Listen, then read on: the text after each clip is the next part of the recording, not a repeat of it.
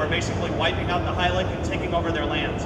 And we have teamed up, the player organization, the Vigil, the Sylvari Wild Hunt, and the Hylic are organized together to fight against the undead. And we're going to show you a battle on the front line of that war between the undead, the Hylic, the Vigil, and the Wild Hunt.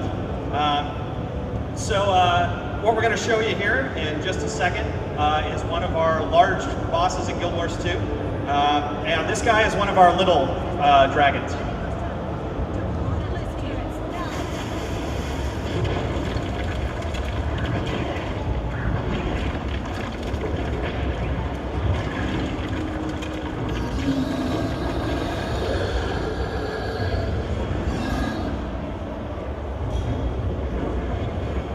So this event, just like any event in Guild Wars 2, dynamically scales. So as more players show up, this boss is actually going to get more difficult to stay at the same difficulty level. So no matter what, the fight is exciting based on the number of people that are there.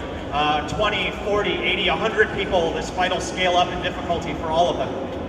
And this boss comes with a whole lot of different layers and mechanics to him. So first off, you'll notice this giant guy walking at us right there, who just exploded.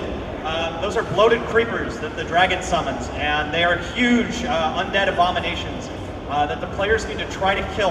And these bosses are going to walk towards you, and they're going to wind up and explode and send poison flying everywhere and kill everyone who's nearby. So you need to kill these guys before they get too close to you. Now the dragon summons what you can see behind you are these large bone walls, and he summons these walls to protect himself from the turrets that are in the background.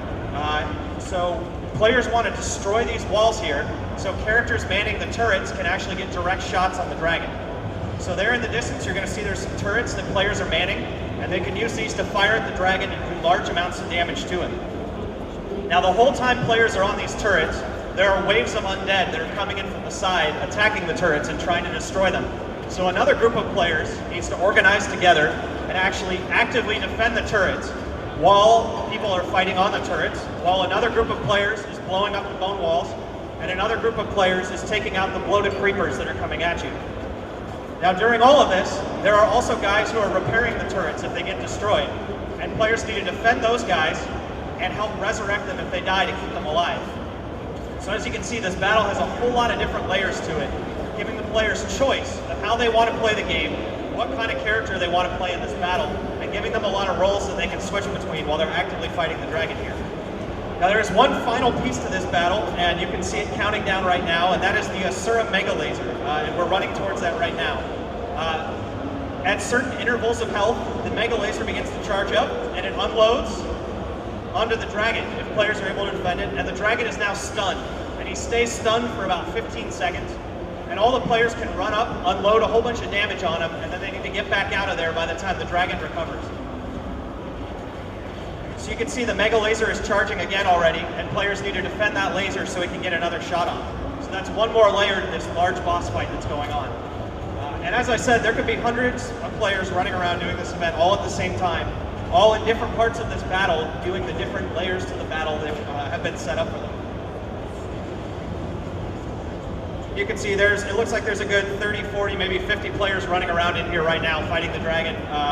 As people log onto the machines here, there'll be even more joining in.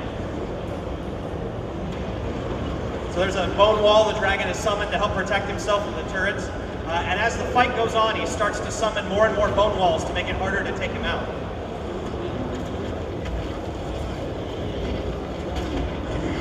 So when he flies up in the air like that, he drops a bunch of little poison balls on the ground, and that's where the bloated creepers rise up out from, and they start marching forward towards the players and you need to take them out. So one final mechanic that you'll run into in this battle is there are little tendrils, which are fingers of the dragon that he summons up from the ground. And the little tendrils will grab players and they will fling them back towards the dragon where the dragon devours them. So here's one of those there. And so players need to try to destroy these so that they don't get flung off of the turrets back by the dragon. And more of these start to show up as the battle progresses as well.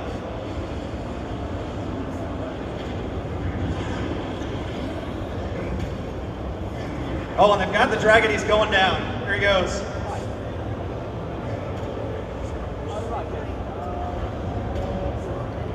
And he drops down to the bottom of the ocean there, and everybody gets a giant chest that they get their rewards from killing the dragon. So there you go. All right. So that is one of our large boss encounters in Guild Wars 2. As I said, that is one of our small dragons. There are much larger ones than that. I hope all of you get a chance to check out the demo. Thank you very much for coming today.